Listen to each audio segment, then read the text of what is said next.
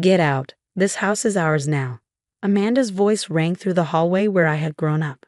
Mom's pictures were still on the walls, and I stood there, still wearing my black funeral dress, struggling to believe how fast everything had fallen apart. My name is Olivia Parker, and less than a day after burying my mother, my sister-in-law was trying to kick me out of my childhood home. You can't do this, I said, my voice shaking. I live here. I took care of Mom for 3 years while you and Marcus never even visited. Amanda smirked. Actually, we can. Marcus is the oldest, so everything goes to him now. That's just how it works. I turned to my brother, who stood silently behind her. Marcus had always been the successful one, the golden child who moved away and married well. Meanwhile, I had stayed, putting my life on hold to care for Mom. Marcus, I pleaded, you can't let her do this. This is our home. He avoided my eyes, shifting uncomfortably. Amanda's right, live. Mom's gone now, and we have plans for the house. Plans? My stomach sank. What kind of plans? Amanda's eyes gleamed. We're selling it, of course. The property value is high. We'll make a fortune. I couldn't believe it. This wasn't just a house. It was filled with memories. The kitchen where Mom taught me to bake. The backyard where Dad built our treehouse. The living room where we spent every Christmas together before Marcus left. You have until tomorrow evening, Amanda said, glancing at her watch. Take your things and leave. Whatever's left is ours. The will hasn't even been read yet. I protested. Amanda sighed, faking sympathy. Oh, sweetheart, do you really think your mother left anything to you? You never even had a real job. You just stayed here while Marcus built a successful life. The truth was, I had paused my graphic design career to care for Mom. I worked remotely so I could be there for her, but Amanda saw it as a failure. The will is being read tomorrow morning, I said firmly. I'm not leaving until then. Amanda's smile faded. Fine, enjoy your last night here, but when the will proves what we all know, I want you gone. As they walked away, I heard Amanda whisper to Marcus, finally, we can get rid of her and sell this place. That night, I sat in Mom's room, surrounded by her things. Her scent still lingered. Memories flooded my mind. Our late-night talks, the way she squeezed my hand when she was in pain, how she loved me reading to her every evening. I'm sorry, honey, she had said one night, that you put your life on hold for me. Mom, no, I had told her. You're my life too. She had smiled, a knowing smile I hadn't understood until I found the letter hidden in her favorite book. I pulled it out and read it again. My dearest Olivia, your brother only cares about money, just like his wife. But you, my sweet girl, see what really matters. You stayed when others left.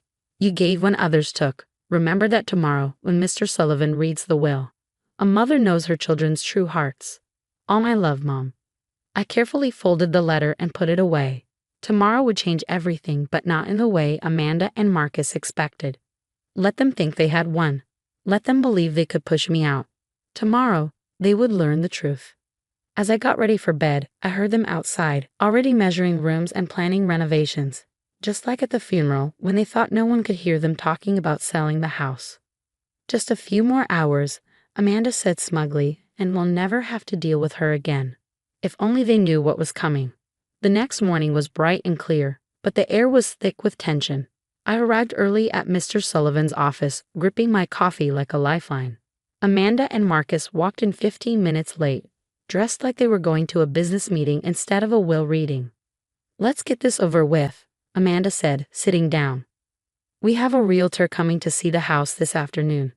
Mr. Sullivan, my mother's lawyer and longtime friend, adjusted his glasses and looked at them. His face gave nothing away, but I noticed how carefully he arranged the papers in front of him. Before we start, he said, I want to mention that Sarah, your mother, made important changes to her will 3 months ago. Marcus frowned. Changes? What kind of changes? Mr. Sullivan didn't answer directly. Instead, he opened the folder and began to read. I, Sarah Elizabeth Parker, being of sound mind, declare this to be my last will and testament. Amanda tapped her fingers impatiently as he read through the legal details. Then came the part they were waiting for. Regarding my home and everything in it, Mr. Sullivan said, pausing to meet their eyes, I leave it entirely to my daughter, Olivia Parker. Silence filled the room. What? Amanda's voice cracked. That's impossible. Mr. Sullivan continued as if she hadn't spoken. To my son Marcus and his wife Amanda, I leave $1,000 along with this message. The time you didn't spend with me in life shouldn't be rewarded in death. Marcus turned pale. This has to be a mistake. Mom wouldn't. Additionally, Mr. Sullivan went on, I leave my entire savings and investments to Olivia Parker in recognition of her love and care during my illness. Amanda jumped to her feet. This is outrageous. She must have pressured Sarah into this when she was sick. We'll fight it. Mr. Sullivan remained calm. I expected this reaction. Here is a video of Sarah explaining her decisions, completely aware and in control. Would you like to watch it? Amanda's face twisted with anger. You planned this, she spat at me. You turned her against us. I took a slow sip of my coffee, keeping my voice steady. No, Amanda. You did that yourselves. Every missed holiday, every ignored phone call, every excuse not to visit, Mom noticed. She saw everything. Mr. Sullivan, Marcus started, his voice unsteady. Isn't there anything we can do? There's more, Mr. Sullivan said. Sarah left personal letters for each of you. He handed them their envelopes. I already knew what mine said. Mom had shared it with me during one of our late-night talks. But watching Amanda and Marcus read theirs, I saw the realization hit them like a slap. Marcus sank into his chair, his hands shaking. Amanda just stared at her letter, speechless for once. The realtor, she muttered. We need to cancel. Yes, I said quietly, you do. And you need to move your things out of my house by tomorrow evening. The irony wasn't lost on anyone. Mr. Sullivan cleared his throat. Everything is in order. Olivia, I'll need you to stay and sign a few documents. Amanda stormed out, Marcus following behind her. Through the window, I watched them arguing in the parking lot, their gestures frantic. Your mother was very proud of you, Mr. Sullivan said softly. She knew exactly what she was doing. I nodded, thinking of all the moments Mom and I had shared, of the quiet wisdom she had passed on to me. She knew them better than they knew themselves, I murmured. And she knew this day would come. As I signed the final papers, I felt lighter. Mom had made sure our home stayed with the person who truly cared about it. Amanda's dreams of selling it were over. Walking to my car, I heard Amanda's voice echo across the parking lot. This isn't over. But it was. Mom had made sure of that. And as I drove home, to my home, I smiled. Justice doesn't always come with a fight. Sometimes it comes with a mother's quiet strength and a will that says everything. The weeks after the will reading brought changes I never saw coming. The first surprise came one evening when Marcus showed up alone at my door. He didn't look like the confident businessman Amanda had shaped him into. He looked like my little brother again. Can we talk? He asked, shifting awkwardly, just like he used to when we were kids and he'd broken something of mine. I let him in, watching as he took in the house. Mom's touch was still everywhere, mixed with my own. Nothing like the sleek, modern space Amanda had planned to turn it into. I found these, he said, pulling out a stack of old photos from his jacket, from before everything. The pictures showed us as kids, playing in the backyard while Mom watched from the porch with her warm smile. Back when Marcus was just my goofy little brother, before Amanda convinced him that success meant leaving his past behind. I'm sorry, Liv, he said, his voice cracking. Mom's letter. She wrote about how you took care of her, how you read to her every night even after working all day, how you never complained, even when he swallowed hard. She loved you, Marcus, I said gently. She was just disappointed in your choices. He nodded, wiping his eyes. Amanda and I are separating. After the will reading, I started seeing things differently. How she always pushed me to put money over family, You don't have to explain, I interrupted. Mom always said people revealed their true selves eventually. The second surprise came a week later. Amanda tried to fight the will, but the video Mr. Sullivan had mentioned surfaced. In it, Mom spoke clearly and confidently, explaining her choices. My daughter Olivia understands that a home is more than just walls and a roof, she said. It's where memories live, where love grows. Amanda and Marcus see only dollar signs. They'll learn too late perhaps that some things can't be measured in money. The video spread quickly in our small town. Amanda's perfect reputation crumbled.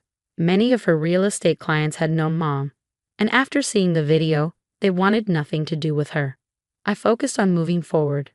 I turned Mom's old sewing room into my graphic design studio and started taking on more clients, rebuilding my career on my own terms.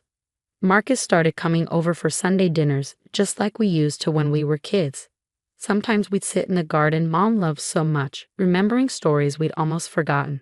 I could see the real Marcus coming back, the one Amanda had buried under expectations and ambition. "You know what I remember most?"